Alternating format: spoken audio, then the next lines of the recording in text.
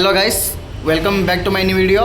So ನಿಮಗೆ ಎಲ್ಲರಿಗೂ ಗೊತ್ತಿರ್ಬೋದು, ಇವತ್ತು UGCET ಅಥವಾ KCET 2026 ರಿಸಲ್ಟ್ಸ್ ಲಿಂಕ್ ಇವತ್ತು ಬಿಡ್ತಾರೆ ಅಂತ ಎಲ್ರಿಗೂ ಗೊತ್ತಿದೆ. ಸೊ ನಿನ್ನೆ ನಾನು ಇನ್ಫಾರ್ಮೇಷನ್ ಕೊಟ್ಟಿದೆ.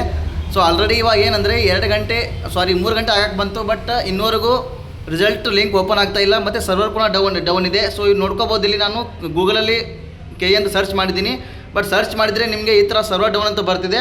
ಸೊ ಇದ್ರ ಬಗ್ಗೆ ಏನು ಭಯಪಡೋ ಅವಶ್ಯಕತೆ ಇಲ್ಲ. ಇನ್ನೊಂದು ಹಾಫ್ ಆನ್ ಅವರಲ್ಲಿ ಕರೆಕ್ಟಾಗಿ ಹೋಗಿಬಿಡುತ್ತೆ. ಯಾಕಂದರೆ ಎಲ್ಲರೂ ಒಮ್ಮೆ ಚೆಕ್ ಮಾಡುವಾಗ ಸರ್ವರ್ ಎರರ್ ಆಗಿಬಿಡುತ್ತೆ. ಸೊ ಅದಕ್ಕೇನೆಂದರೆ ಒಂದು ಹಾಫ್ ಆನ್ ಅವರ್ ವೇಟ್ ಮಾಡಿರಿ. ನಿಮಗೆ ರಿಸಲ್ಟ್ಸ್ ಲಿಂಕ್ ನಾನು ಗ್ರೂಪಲ್ಲಿ ಕಳಿಸ್ತೀನಿ, ಮತ್ತು ನನ್ನ ಚಾನಲಲ್ಲಿ ಕೂಡ ಕಳಿಸ್ತೀನಿ.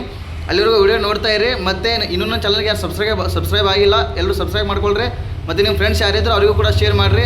ಯಾಕಂದರೆ ನಿಮಗೆ KCET ಕೌನ್ಸಿಲಿಂಗ್ ಪ್ರತಿಯೊಂದು ಇನ್ಫಾರ್ಮೇಷನ್ ಕೂಡ ನನ್ನ ಚಾನಲಲ್ಲಿ ಸಿಗುತ್ತೆ. ಸೊ ನೆಕ್ಸ್ಟ್ ಏನಂದರೆ, ಇವಾಗ CET ರಿಸಲ್ಟ್ಸ್ ಲಿಂಕ್ ಬರುತ್ತೆ. ಹಾಫ್ ಆನ್ ಅವರ್ ವೇಟ್ ಮಾಡಿರಿ. ಅಲ್ಲಿವರೆಗೂ ನಿಮಗೆ ಲಿಂಕ್ ಕರೆಕ್ಟಾಗಿ ಶೋ ಆಗಿಬಿಡುತ್ತೆ. ಲಿಂಕ್ ಶೋ ಆದಾಗ ನಾನು ವಿಡಿಯೋ ಬಿಡ್ತೀನಿ ಗ್ರೂಪಲ್ಲಿ, ಇನ್ನೊಂದ್ಸಲ ವಿಡಿಯೋ ಮಾಡಿ ಕಳಿಸ್ತೀನಿ. CET ಅಪ್ಲಿಕೇಶನ್ ನಂಬರ್ ನಿಮ್ಮ ಎಲ್ಲರ ಹತ್ರ ರೆಡಿ ಮಾಡ್ಕೊಂಡು ಇಟ್ಕೊಳ್ರಿ. ಯಾಕಂದರೆ CET application number and date of birth ಎರಡೂ ಕೇಳುತ್ತೆ ರಿಸಲ್ಟ್ ಚೆಕ್ ಮಾಡ್ಕೊಳ್ಳೋಕ್ಕೆ. ಸೊ ಎಲ್ಲರೂ ರೆಡಿ ಮಾಡ್ಕೊಂಡು ಇಟ್ಕೊಂಡಿರಿ. ಮತ್ತು ಎಲ್ಲರಿಗೂ ವಿಡಿಯೋ ನೋಡ್ತಾರೆ. ಟೇಕ್ ಕೇರ್, ಬಾಯ್.